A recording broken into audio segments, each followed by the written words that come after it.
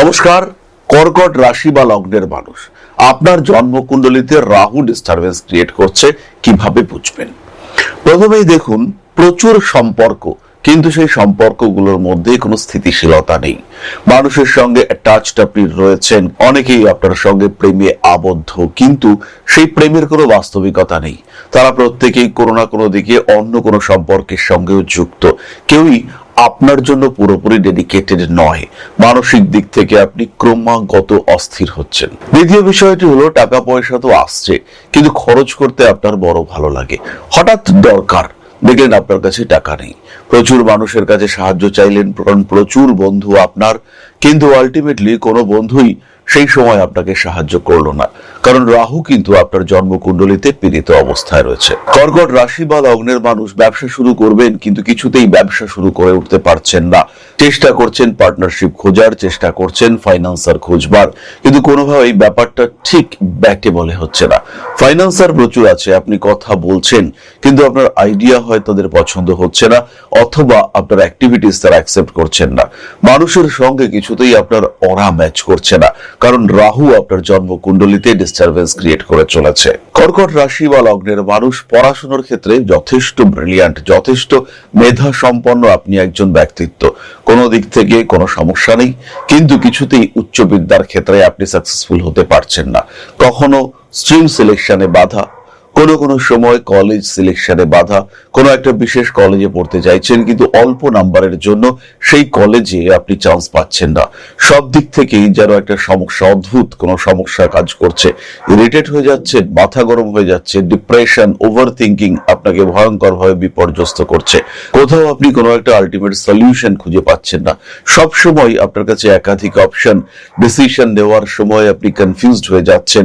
বারবার দেখতে পাওয়া যাচ্ছে ডিসিশন আপনি নিচ্ছেন, কিন্তু সেই ডিসিশন আপনার জন্য টোটালি নেগেটিভ।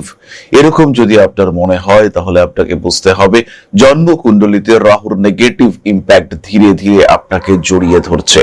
খুব কাছের বন্ধু, খুব কাছের মানুষ, তাদের মধ্যে আপনাকে নিয়ে ক্রমাগত জ্বলন সৃষ্টি হচ্ছে।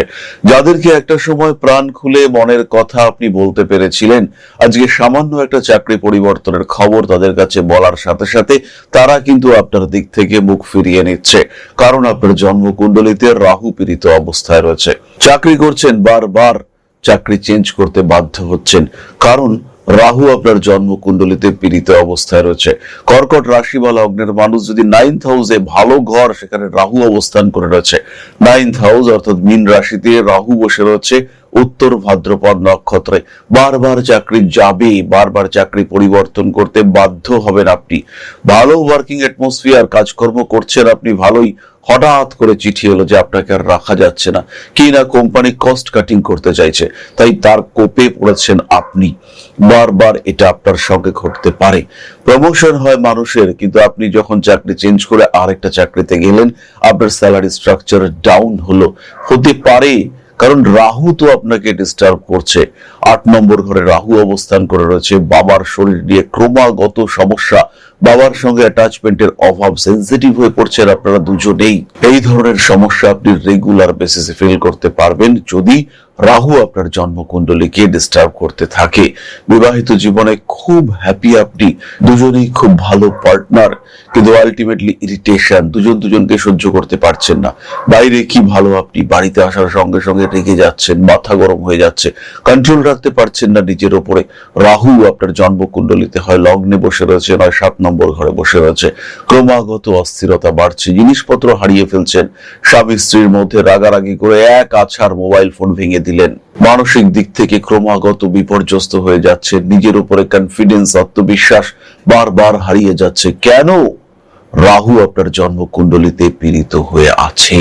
যদি আপনিও আপনার জীবনে এই সমস্যাগুলি ফিল করে থাকেন, জ্যোতিষ বন্ধুর সঙ্গে পরামর্শ করুন। রাহুকে নিয়ন্ত্রণ করতে পারেন দেবগুরু বৃহস্পতি, তিনি আপনার নবমপতি এবং ষষ্ঠপতি। সরাসরি বৃহস্পতিকে বুস্ট করবার দরকার হতে পারে। যদি জন্মকুণ্ডলিতে বৃহস্পতি উপচয় স্থানে থাকেন, বৃহস্পতি কিন্তু নবমপতি, তিনি যদি উপচয় স্থানে থাকেন এবং তার নক্ষত্র অধিপতি, এই নক্ষত্র অধিপতি যদি 9, 10, 11 ইত্যাদি ঘরে থাকে, যদি 5 নম্বর ঘরে থাকে, সেই ক্ষেত্রে বৃহস্পতিকে ভাগ্যকে সরাসরি বুস্ট করা যেতে পারে, কিন্তু অবশ্যই সেটা জ্যোতিষ বন্ধুর পরামর্শ নিতে হবে। গুড কোয়ালিটি পোখরাজ আপনার ভাগ্যে পরিবর্তন আনতে পারে। সরাসরি প্রতিবিধান গ্রহণ করুন, জ্যোতিষ বন্ধুর সঙ্গে পরামর্শ করুন, কারণ জীবন তো আপনার, তাই পরিবর্তন আপনাকে আনতে হবে, ভালো থাকতে হবে। নমস্কার।